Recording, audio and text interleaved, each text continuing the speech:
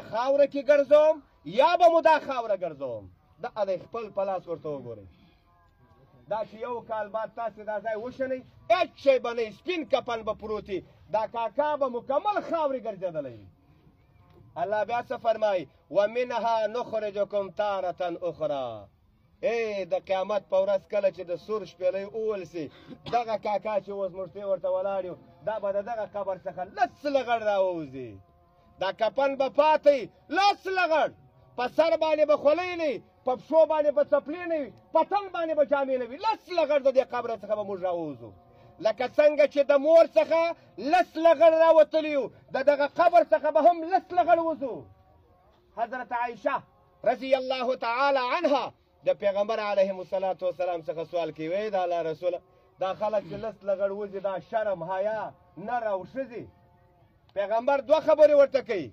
یو خبره دا ورته کوي وایي کیدای شي چې سترګې په دې ځای کې یو بل به نه ویني یا یو او دویم دا دی چې دونه سخته ورځ به وي چې خلک حساب و کتاب ته ځي. هر سړی به خپل په غم باندې اخته وي.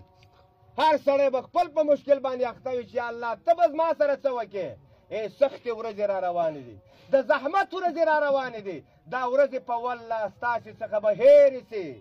دا د خوشحالۍ ورځې به هېرې وي. حساب و کتاب تنا ورکه نکیر و منکر تا ته تنا راځي. د قیامت ورځې ته به تنا سي. د قیامت په ورځې کې به تنا جواب الله ته ورکه. نو راځئ ورونو د دغه ورځې لپاره ځانونه تیار کړئ. پیغمبر خدا فرمایي وایي کله چې تاسې خپل ورور یا خور په قبر کې کښېږدئ خاورې ورباندې راواړوئ او تاسې ځینې روان سئ وایي ستاسې د پښو کشهاری دا مړی اوري نکیر منکر یو د شرق نه راځي بل د غرب نه راځي. دا مړی را کښېنئ. کله چې دا مړی کښېنئ درې دانې سواله جنې کېدې درې من ربک ستا رب څوک دی. ما دینک ستا دین څوک دی. من نبیک ستا نبی څوک دی. دا درې سواله بس. اوس نو موږ به انسان ته وګورو چې ته څنګه انسان یې. تا په دې دنیا کې څنګه ژوند کړی. آیا د الله څخه یاغي وي او که باغي وي. د الله تابعداره د الله اوامر او احکام دې منلي او که دې نه دي منلي. که دې منلي وه که نیک انسان و نو هغه به ورته وایي چې رب مې الله دی دین مې اسلام دی نبی مې محمد صلی الله علیه وسلم دی. پیغمبر علیه الصلاة والسلام ورته فرمایي وایي ملائکه به راولګېږي یو دربچه به د جهنم خلاص چې خلاصه کړه وایي دا مړي ته وایي که دا جوابونه نه وای راکړي دا جهنم دې ځای و. لکن اوس داسې بېدسه لکه د اول شپې ناوې. د اول شپې ناوې خلک څونه عزت کوي څونه قدر کوي. تم داسې بېدسه لکه د اول شپې ناوې. او پیغمبر خدا فرمایي وایي بیا به دغه سړي ته یو خوره راسي. خوره د هغې په غاړه کې به د یاقوتو او د زمرودو یو هار وي. وایي دا سړی د ډېره شوقه ور حمله کړي. کله چې ور حمله کړه هلته وایي وشکېږي د هار. دوی ټولې کړي نه وي بیا قیامت قایم شي بس ختم شو خبره. لکن که چیرې دا سړی د الله د اوامرو څخه یاغي و باغي وي نو دی څه وایي ها لا ادري زه خبر نه یم خلکو یو څه ول ځم هغسې. کافران به څه فرمایي یا لیتنی کنت ترابا کاش کې موږ خو خاوره وای انسانان نه وای. کاش کې موږ انسانان نه وای خاورې وای ځکه چې زموږ څخه اوس حساب و کتاب کلمه خو موږ نه ده ویلې. نو دی به څه وایي ها افسوس ارمان خلکو یو څه ویل زما نه یم هغسې.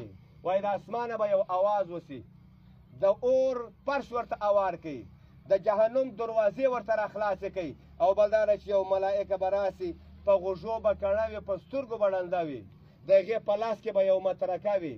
وایي کله چې دا مړی ورباندې ووي دوه روایته په یوه روایت کې راځي فصاره ترابه خاورې به مړی وګرځي بیا به یې را ژوندی کړي بیا به خاورې سي بیا به یې را ژوندی کړي تر قیامته به دا حال وي. او په بل روایت کې راځي وایي کله چې پر دې ځای ووي 80,000 ګزه لاندې په ځمکه ننوځي بیا راپورته کېږي. الله دې پر مشتاسې باندې ورحمېږي. ورونو دا زموږ کاکا دا دی راغی اوس موږ ټول ځو ورونه هم روان دي زامن هم روان دي قومان و دوستان هم روان دي ملایان هم روان دي ګرده روان یو. حساب و کتاب و نکیر و منکر ته څوک ورکوي الله دا زموږ اکا به ورکوي. الله دې کامیاب الله دې پټ کې کامیاب الله دې پټ کې کامیاب.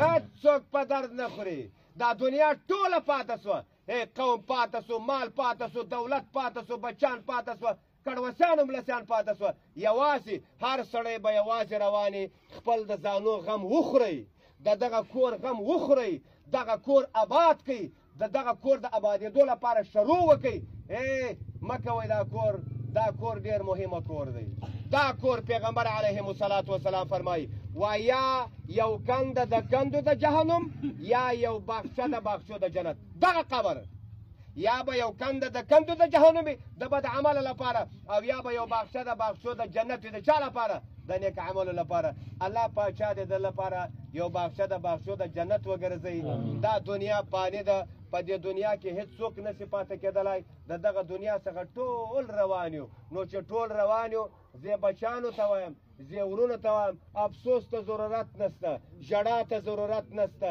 که نه راندې زامن زما په کول دې وکړي بیا اودسه دې نه ګرځي دعاګانې ختمونه خیراتونه چې خدایه زموږ پلارو تا را کړی و بس تا ته درغی ته خپل معامله ورسره وکړه د رحم معامله ورسره وکړه نور په ژړا باندې نه پاچهي ازادېږي نه مړی بخښل کېږي نه مړي ته ګټه ده مړي ته تاوان دی ګټه نه ده هغه کار باید موږ وکړو چې هغه مړي ته ګټه وي مړي ته اوس څه ګټه دی اودس وکړه 2 رکعته نفل وکړه چې یا الله تا ته په سجده یم خدای زما پلار تا ته درغی خدای ورباندې ورحمېږي الله جنت یې نصیب کړه اوس موږ دعا وکړو که وژاړو که فریاد وکړو دا ستا ژړا دا مانه چې خدای تا زما پلار ولې مړ کړې ته په خدای باندې اعتراض کوې دا خو د خدای مال دی دا خو د خدای پاک یو تا ته درکړی و ته جنې اولاد ګرځولی وې لکن بچان د دې لپاره چې بیا باقیات الصالحات خپل مور و پلار پسې دعاګانې ختمونه خیراتونه لاس په دعا 5 وخته لمونځ قضا نه کړی نو هلته بیا مور و پلار هم